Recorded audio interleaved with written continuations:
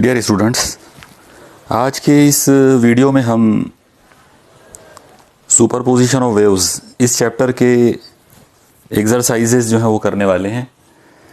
तो देखिए, सबसे पहला जो क्वेश्चन इसमें है वो है एमसीक्यूज़ के बारे में, मल्टीपल चॉइस क्वेश्चंस। ओके, तो पहला जो क्वेश्चन है उसमें नंबर 1 पहला है, when an air column in A pipe closed eight one and vibrates such that 3 nodes are formed in it, the frequency of its vibration is blank times the fundamental frequency। Okay, आप देखो, इस problem का मतलब यह है कि आपको एक सिरे पर बंद पाइप दिया हुआ है और वो वाइब्रेट इस तरह से हो रहा है कि उसमें 3 नोड्स बने हैं। मतलब इसके अंदर जो मेन चीज़ है वो ये है कि number of nodes is equal to 3। ठीक है, अब नंबर ऑफ नोड्स 3 है और ये एक क्लोज्ड पाइप है। तो आप लोग याद रखिए, क्लोज्ड पाइप के अंदर जब एक नोड होता है तो हम उसे फंडामेंटल वाइब्रेशन कहते हैं। जब इसके अंदर 2 नोड होते हैं तो हम उसे कहते हैं फर्स्ट ओवरटोन, और जब उसके अंदर 3 नोड्स बनते हैं तो इसका मतलब होता है सेकंड ओवरटोन। तो ये जो प्रॉब्लम है एक्चुअली ये सेकंड ओवरटोन का है। ओके, तो यहाँ पर एक चीज़ फिक्स हो गई कि number of overtone is equal to 2, second overtone. अब क्लोज पाइप के अंदर सेकंड ओवरटोन कौन से नंबर का हार्मोनिक होता है, तो उसके लिए हमारे पास एक फॉर्मूला था, NP is equal to 2 times P plus 1 times NC। मतलब frequency of pth overtone is equal to 2 times P plus 1 fundamental frequency. अब यहाँ पर आपको P की जगह पे 2 लेना है, तो जैसे ही मैं यहाँ पे N2 लेता हूँ, ये हो जाएगा 2 2 4 प्लस 1 इज 5 टाइम्स NC। इसका मतलब जो आंसर हमारा होगा इस क्वेश्चन के अंदर वो होगा 5, यानी यहाँ पर 5 टाइम्स फंडामेंटल फ्रीक्वेंसी आपको मिलने वाली है। यानी उस पाइप में जिसमें 3 नोड्स आपको मिले हैं, एक्चुअली उसकी फ्रीक्वेंसी 5 टाइम्स फंडामेंटल फ्रीक्वेंसी होगी। ओके, ये हो गया हमारा पहला प्रॉब्लम। अब हम देखते हैं second problem.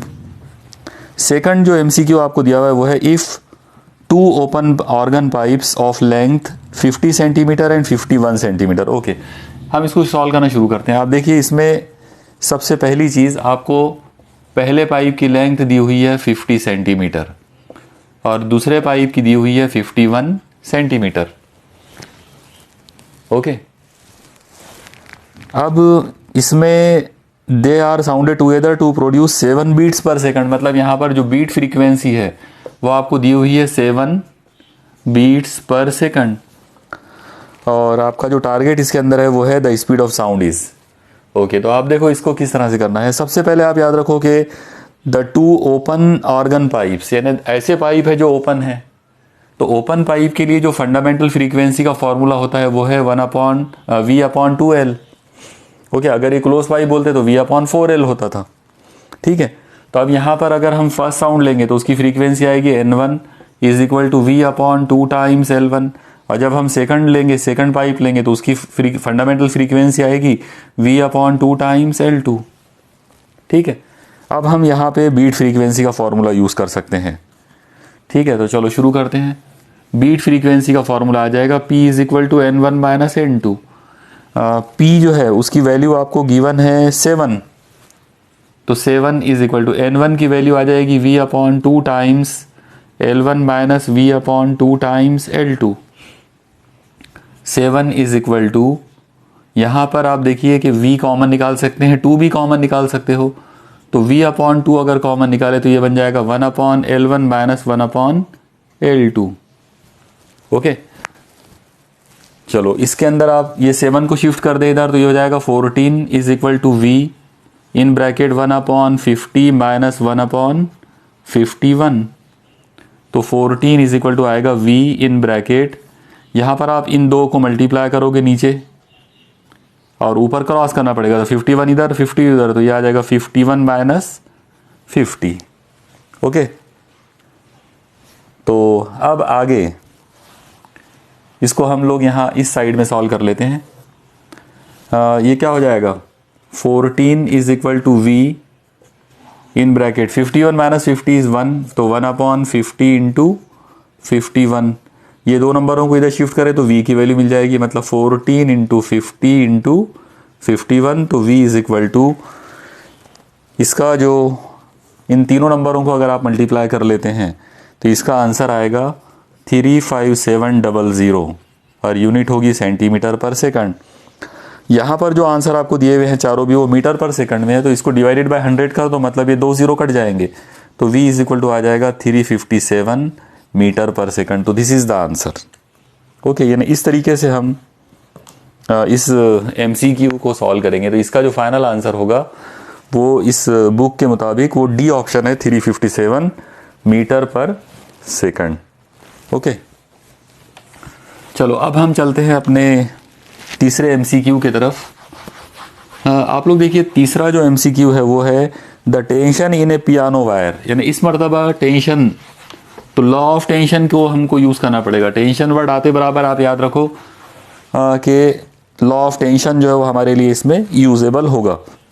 The tension in A piano wire is increase by 25%। Okay, तो आप देखो ऐसा इमेजिन कर लो कि T1 की वैल्यू सपोज करो 100 है, तो T2 की वैल्यू जो है, टेंशन जो है, इट इज़ इंक्रीज बाय 25। इसका मतलब अगर ये 100 था तो ये 100 प्लस 20 हो जाएगा, 25 हो जाएगा, मतलब 125। ओके, तो it's frequency becomes blank times the original frequency. चलो ठीक है, देखो इसको इस तरह से करेंगे। आपको पता है कि लॉ ऑफ फ्रीक्वेंसी जो है वो ये है, n proportional to under root T. Fundamental frequency जो है वो हमेशा क्या होती है, स्क्वायर रूट ऑफ टी के साथ डायरेक्टली प्रोपोर्शनल है। इसका मतलब ये आ जाएगा n1 is equal to some constant k times under root T1। अगर ये प्रोपोर्शनलिटी का हटा दिए तो साइन इक्वल टू k हो जाएगा। ऐसी सेकंड के लिए क्या होगा, n2 is equal to k into under root T2। दोनों को डिवाइड कर लेते हैं, ये हो जाएगा n1 upon n2 is equal to, ये k से k कैंसिल, दोनों अंडर रूट एक साथ ले लो, तो T1 बाय T2। ठीक है, अब इसमें तमाम वैल्यूज जो है वो पुट कर सकते हैं। ये आ जाएगा n1 upon n2 is equal to under root, T1 की वैल्यू है 100 और इसकी वैल्यू है 125। ओके, चलो इसको और आगे बढ़ाते हैं। तो इस साइड में इसको सॉल्व कर लेते हैं। ये आ जाएगा n1 upon n2 is equal to under root 100, वो हो जाएगा 10 डिवाइडेड बाय, अब 125 है, तो इसको हम ये जो नंबर है इसको आप लिख सकते हो 25 इंटू 5। इसका मतलब यहाँ पर ये आ जाएगा 5 अंडर रूट 5। ओके, ये 25 को रूट से बाहर निकाले अगर, तो ये 5 से कैंसिल हो जाता, तो n1 bye n2 is equal to हो जाएगा 2 अपॉन अंडर रूट 5। तो n2 इज इक्वल टू, मतलब n2 इधर और ये दो नंबर इधर आ जाएंगे, तो under root 5 by 2 times n1।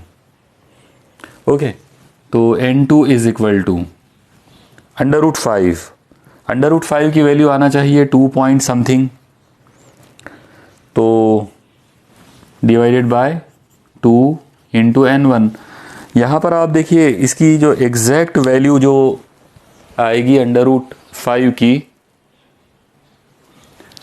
तो अंडर रूट 5 की वैल्यू आ जाएगी 2.236, तो डिवाइडेड बाय 2, और इसको अगर सॉल्व करें तो n2 इज इक्वल टू, इसको आराम से डिवाइड कर सकते हैं 1.11 और 8 टाइम्स n2। इसको आप लिख सकते हैं 1.12 approximately times n2, sorry n1, ये n1 है यहाँ पे, तो n2 की जो वैल्यू हमको मिली वो इतनी मिली। तो इसका जो करेक्ट आंसर होगा बी ऑप्शन है 1.12 टाइम्स फ्रीक्वेंसी, मतलब सेकंड ऑप्शन जो है वो हमारा इसमें करेक्ट है। ठीक है, चलो और आगे बढ़ाते हैं। अगला जो प्रॉब्लम हमारा इसमें है, अगला मतलब MCQ नंबर 4। आप देखिए नंबर 4 में आपको पूछा गया है which of the following equations represents a wave travelling along the Y axis. यानी ट्रेवलिंग अलोंग वाई एक्सिस आपको एक इक्वेशन पहचानना है। 4 इक्वेशंस यहाँ पे दिए हुए हैं। तो सबसे पहले तो आप देखिए कि एक इक्वेशन जो हम लोगों ने पढ़ा हुआ है ऑलरेडी, वो इक्वेशन ये वाली है, y is equal to a sine 2 pi in bracket nt minus x by lambda. तो ये इक्वेशन आप याद रखो, ये इक्वेशन जो है ये पॉजिटिव x एक्सिस की डायरेक्शन वाली है। अब इस पर से अगर आपने अंदाज़ा लगा लिए तो ये y इक्वल टू शुरू हुआ और यहाँ पे जो डिस्टेंस फ्रॉम ओरिजिन है वो x लिया हुआ है, तो ये पॉजिटिव x डायरेक्शन की ये इक्वेशन हो गई। और अब हमको जो पूछा गया है वो है कि विच of the following equation represent a wave travelling along the y axis. y axis के लिए अगर हमको मालूम करना है तो हम क्या करेंगे, y एक्सिस के अंदर ये जो डिस्टेंस है ये x बन जाएगा, मतलब ये जो डिस्प्लेसमेंट होगा from mean position it will be x, तो वो आना चाहिए x is equal to a sine 2 pi in bracket n t minus x की जगह पर यहाँ पे y लेना पड़ेगा तो y अपॉन लैम्डा। तो ये इक्वेशन हो जाएगी पॉजिटिव y एक्सिस के लिए। ओके, अब इससे मिलती जुलती इक्वेशन जो यहाँ पे दी हुई है इसके अंदर है वो a है, पहली इक्वेशन, फर्स्ट इक्वेशन जो दी हुई है चार ऑप्शंस में से। तो आप देखो पहली इक्वेशन जो है वो है x is equal to a sine in bracket k y minus omega t. तो एक ही बात है, ये इस टर्म को उन्होंने पहले लिखा हुआ है, इसको बाद में लिखा हुआ है। तो यहाँ पर आप याद रखो कि ये जो टर्म यहाँ पे जो है, ये जो इक्वेशन यूज़ की हुई है ये है this is the equation of the wave which is moving along the y axis. Okay, ये उसका आंसर होगा, यानी ए ऑप्शन इज करेक्ट। चलो अब आगे बढ़ाते हैं, अगला क्वेश्चन पे आते हैं। अगला जो प्रॉब्लम है इसके अंदर, अगला एमसीक्यू वो है a standing wave is produced on a string fixed at one end with the other end free. मतलब एक एंड जो है वो फिक्स है लेकिन दूसरा एंड जो है वो फ्री है। तो ये केस कुछ इस तरह से हो जाएगा, मान लो कि अगर हमने ये वाले एंड को अगर फिक्स कर दिए तो यहाँ पे नोड आ जाएगा और ये फिक्स नहीं है, इसका मतलब यहाँ पे एंटी नोड आ जाएगा।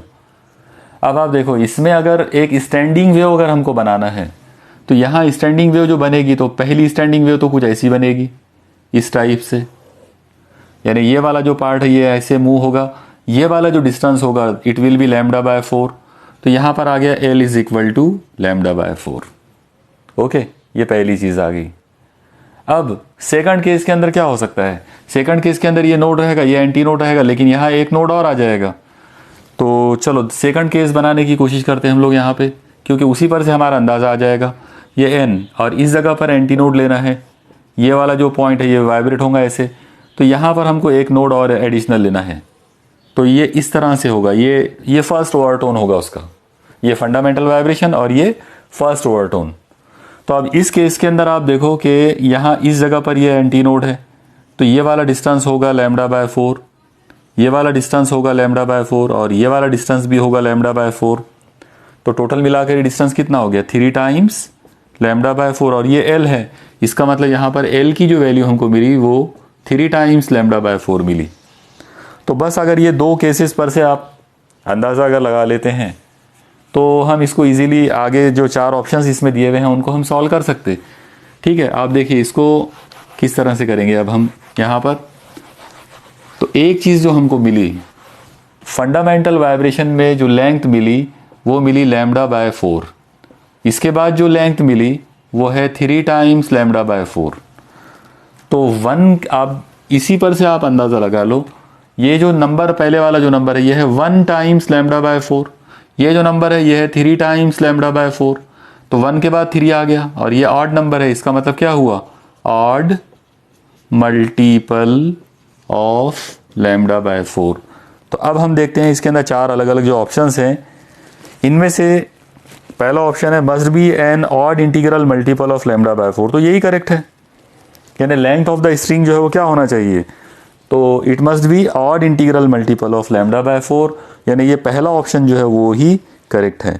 इसके बाद के जो बचे हुए जो 3 ऑप्शंस हैं, must be an odd integral multiple of lambda by 2 गलत है, must be an odd integral multiple of lambda ये भी गलत है। ओके, तो ये था MCQ यहाँ पर 5वें नंबर पे। अब आप देखिए जो लास्ट वाला जो प्रॉब्लम है, मुझे यकीन है आपको ये समझ में आ गया होगा, इसका जो करेक्ट आंसर आ गया वो ए ऑप्शन है। ये प्रॉब्लम को अगर आपसे थोड़ा बदल कर, मतलब कुछ अलग स्टाइल में अगर इसको पूछ लिया जाए, मान लो कि एक स्ट्रिंग है और उसके दोनों भी एंड फिक्स हैं, स्टैंडिंग वेव ऐसी बनाना है जिसके अंदर दोनों भी एंड अगर फिक्स कर दिए तो उसमें जो फंडामेंटल वाइब्रेशन होगा, मतलब यहाँ भी नोड आ जाएगा, यहाँ भी नोड आएगा, तो जाहिर है ये जो डिस्टेंस होगा it will be lambda by 2 और ये डिस्टेंस l है, तो इसका मतलब ये आएगा l is equal to lambda by 2। Okay, फिर इसके बाद अगर आप उसका फर्स्ट ओवरटोन लेते हैं तो वो आ जाएगा l is equal to lambda, क्योंकि लैम्डा बाय 2 2 बार हो जाएगा।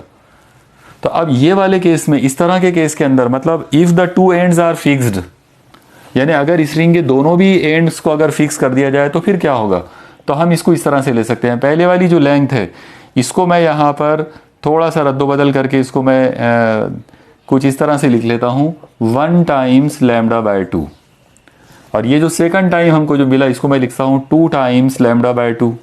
2 से 2 कैंसिल हो जाएगा। जाहिर है इसके बाद जब मैं आगे बढ़ाऊंगा तो मुझे लेंथ मिलेगी 3 टाइम्स लैम्डा बाय 2। अब आप गौर से देखो, ये जो नंबर है 1 2 3 these are the integers.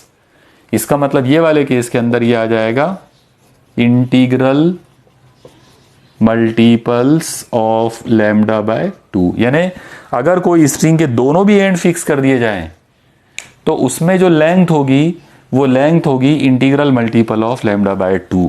Okay, तो इस तरीके से आप जैसा क्वेश्चन पूछा जाएगा उस तरीके से आप उसको सॉल्व करेंगे। ओके, ये था हमारा क्वेश्चन नंबर 1 जिसके अंदर 5 अलग अलग MCQs जो हैं वो पूछे गए थे। क्वेश्चन नंबर 2 जो है वो आंसर इन ब्रीफ। तो इसमें आप देखो, एक पहला जो क्वेश्चन इसमें है, a wave is represented by an equation दी हुई है y is equal to a sine bx plus ct। आपको बोला गया है कि a b c are positive constants. Can you tell in which direction the wave is moving, मतलब क्या आप बता सकते हैं कि ये वेव कौन सी डायरेक्शन में मूव हो रही है। तो बहुत इजीली बोल सकते हैं। आप देखिए ये y इक्वल टू आया, इसका मतलब ये x अलॉन्ग x डायरेक्शन है। तो सबसे पहली जो चीज़ है वो ये आ जाएगी कि it is along x axis, the wave is moving along x axis. साथ ही साथ आप डायरेक्शन भी डिसाइड कर सकते हैं ये x को देखकर। आप देखिए यहाँ पे x पॉजिटिव आया है, अगर ये पॉजिटिव x डायरेक्शन में जाती थी तो ये -x आता था, क्योंकि आपको याद है पॉजिटिव x डायरेक्शन की जो इक्वेशन है वो है y is equal to a sine 2 pi in bracket nt minus x by lambda. ये जो फॉर्मूला है इसमें x अगर माइनस आता है तो ये पॉजिटिव x डायरेक्शन वाली होती है, और अगर इसको प्लस कर दिए तो ये निगेटिव x डायरेक्शन हो जाएगा। तो यहाँ पे x पॉजिटिव है, इसका मतलब ये हुआ कि it is moving in negative direction.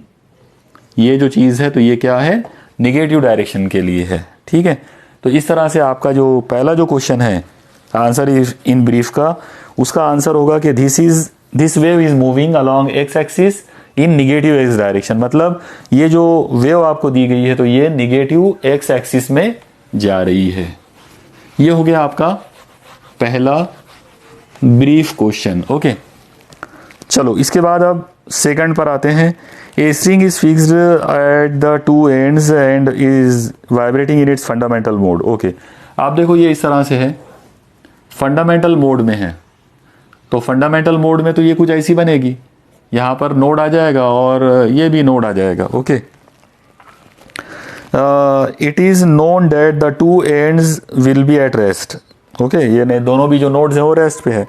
Apart from these is there any position on the string which can be touched so as not to disturb the motion of the string. यानी क्या इन दो के अलावा कोई और एक आधा पॉइंट इसमें ऐसा है जो वाइब्रेट नहीं हो रही या जिनको टच करने पर कोई फर्क नहीं पड़ता? तो नहीं, इसका आंसर होगा no, there is no other point other than this two. क्योंकि अगर आपने किसी और पॉइंट को टच किया तो ये डिस्टर्ब हो जाएगी। एक्चुअली इसके अंदर फिक्स पॉइंट सिर्फ ये दो ही लोग हैं फंडामेंटल होने की वजह से। Okay, what will be the answer to this question if the string is vibrating in its first and second overtone. अब आप देखिए, अब यहाँ पर थोड़ा सा मामला बदल गया।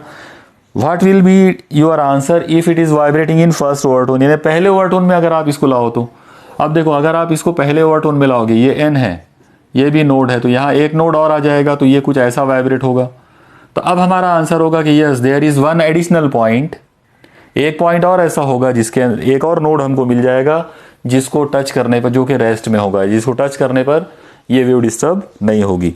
उसके बाद सेकंड ओवरटोन की बारी आएगी तो ऐसे दो नोड हो जाएंगे। सेकंड ओवरटोन के अंदर क्या होगा, मान लो कि ये हमारा फिक्स्ड एंड है दोनों भी, और अब इसमें दो नोड आ गए, यहाँ पे भी एक नोड आएगा, यहाँ भी एक नोड, और यहाँ पे हमारे जो लूप्स बनेंगे वो कुछ ऐसे बनेंगे। तो इसका मतलब ये होगा कि यहाँ पे 2 एडिशनल नोड और आ जाएंगे। तो there will be 4 points on the wave on which it can be touched, या 4 ऐसे पॉइंट्स होंगे जो कि रेस्टिंग पोजीशन में होंगे सेकंड ओवरटोन में। ओके, तो ये था सेकंड क्वेश्चन। इसके बाद थर्ड क्वेश्चन है what are harmonics and overtones. ये ऑलरेडी हमारा लेक्चर के दौरान हो चुका है कि नोट्स क्या है, हार्मोनिक्स क्या है और ओवरटोन्स क्या है। ओके, वो आप उसका आंसर दे सकते हो। इसके बाद आपको एक चौथे नंबर पे क्वेश्चन है for a stationary wave setup in a string having both ends fixed, यानी एक स्ट्रिंग है और उसके दोनों एंड्स को फिक्स कर दिए। What is the ratio of the fundamental frequency to the second harmonic.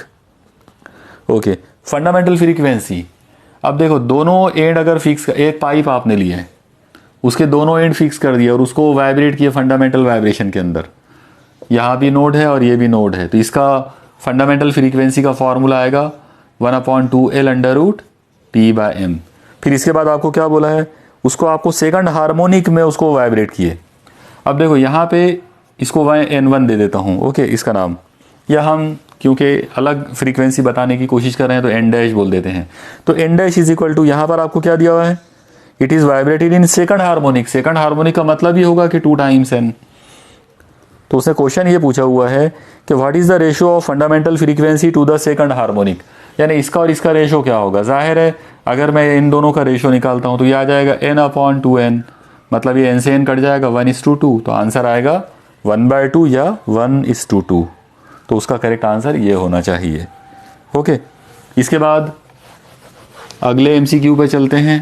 अगला जो ब्रीफ क्वेश्चन है वो है 5वें नंबर पे, the amplitude of A wave is represented bye. हाँ, यहाँ पर आपको एक इक्वेशन दी हुई है y is equal to 0.2 sine, उसके बाद है 4 pi in bracket small t by 0.08 minus x by 0.8, और उसके आगे लिखा है इन ऐसा यूनिट, मतलब ये जो कुछ भी है तो ये मीटर में है। Okay, find the wavelength, frequency and amplitude, यानी इसका आपको वेवलेंथ मालूम करना है, फ्रीक्वेंसी बताना है और एम्पलीट्यूड बताना है। तो आप तो सबसे पहले एक चीज़ ध्यान में रखना कि साइन के बाजू में यहाँ पे कोई और नंबर नहीं चलेगा, सिर्फ 2 पाई चाहिए, यानी 4 पाई नहीं चलेगा बल्कि 2 पाई होना। तो हम क्या करेंगे, इसको थोड़ा सा सॉल्व करने के लिए इस तरह से करेंगे, 0.2 साइन, इसमें 2 पाई ले लेंगे। अब आप देखो अगर मैंने 4 पाई को 2 पाई लिख दिया तो इसका मतलब मल्टीप्लाइड बाय 2 हम मौजूद है, वो 2 मैं अंदर कर देता हूँ। अगर मैंने वो 2 अंदर कर दिया तो वो कुछ ऐसा हो जाएगा 2t/0.08 माइनस 2x/0.8। तो ये आ जाएगा y is equal to 0.2 sine 2 pi in bracket 2 से ये नंबर कट जाएगा, ये हो जाएगा t/0.04 माइनस x/0.4। ओके, अब आप देखिए, अब आपकी ये जो इक्वेशन है ये बिल्कुल स्टैंडर्ड फॉर्म में आ गई है, यानी हमारी जो प्रोग्रेसिव वेव की जो इक्वेशन है वो उसी फॉर्मेट में आ गई। हमारी इक्वेशन है y is equal to a sine 2 pi in bracket small t by capital T minus x by lambda. Okay, अब आप अगर देखेंगे ये दो इक्वेशंस को अगर आपने कंपेयर कर लिए तो आपको बहुत सारे आंसर्स वैसे ही मिल जाते। आप देखो सबसे पहले साइन से पहले एम्पलीट्यूड a है, साइन से पहले 0.2 है, इसका मतलब कंपेयर करेंगे तो a इज इक्वल टू आएगा 0.2 मीटर। तो ये आपका पहला आंसर आ गया, मतलब आपका जो एम्पलीट्यूड है वो कितना है, amplitude of the wave 0.2 metre है। ठीक है, दूसरी चीज़ आप देखो यहाँ पे t के नीचे कैपिटल T है और यहाँ पे t के नीचे ये नंबर है, मतलब 0.04 सेकंड। तो हमको यहाँ पे टाइम पीरियड की वैल्यू मिल गई, time period is equal to 0.04 second. लेकिन इस क्वेश्चन में टाइम पीरियड नहीं पूछा बल्कि फ्रीक्वेंसी पूछा हुआ है, तो हम इसका रेसिप्रोकल ले लेंगे। फ्रीक्वेंसी आपको पता है n इज इक्वल टू क्या होता है 1/t, तो ये कितना हो जाएगा, ये होना चाहिए 1/0.04। अब ये पॉइंट को एडजस्टमेंट करने के लिए यहाँ पॉइंट लगा के 2 0 बढ़ा देंगे तो ये हो जाएगा 100 डिवाइडेड बाय 4, मतलब 25 हर्ट्ज। तो उसकी जो फ्रीक्वेंसी है उस वेव की वो 25 हर्ट्ज होगी। और क्या पूछा है, वेवलेंथ। तो यहाँ आप देखो x के नीचे वेवलेंथ है, यहाँ x के नीचे ये नंबर है, मतलब लैम्डा इज इक्वल टू आ जाएगा 0.4 मीटर। तो हो गया आपके जो 3 क्वेश्चंस जो पूछे गए थे वो ये है, एम्पलीट्यूड इतना है, वेवलेंथ इतना रहेगा और फ्रीक्वेंसी जो है वो इतनी रहेगी 25 हर्ट्ज। ओके, अगर इसके अंदर पूछा जाता है कि what is the velocity, wave velocity, तो वो भी आप इजीली मालूम कर सकते थे इन दो लोगों को मल्टीप्लाई करके। 25 इंटू 0.4, आंसर विल बी 10.0, मतलब 10 मीटर पर सेकंड आंसर आ जाएगा उसका। ठीक है, तो इस तरीके से आप इसको सॉल्व कर सकते हैं। तो ये हो गया आपका क्वेश्चन नंबर 5 ब्रीफ क्वेश्चंस में, इसको आप इजीली कर सकते हैं। ओके, चलो और आगे बढ़ाते हैं कि इसमें और कोई क्वेश्चन ऐसा है। तो इसके बाद अब आगे जो क्वेश्चंस हैं वो लॉन्ग आंसर टाइप क्वेश्चंस दिए हुए हैं पूरे। ठीक है, तो इनको अब हम अगले वीडियो में जो है इनको कंप्लीट करेंगे। जो मतलब बचे हुए जो न्यूमेरिकल्स इसमें हैं उनके लिए एक अलग से वीडियो बना लेंगे। Thank you.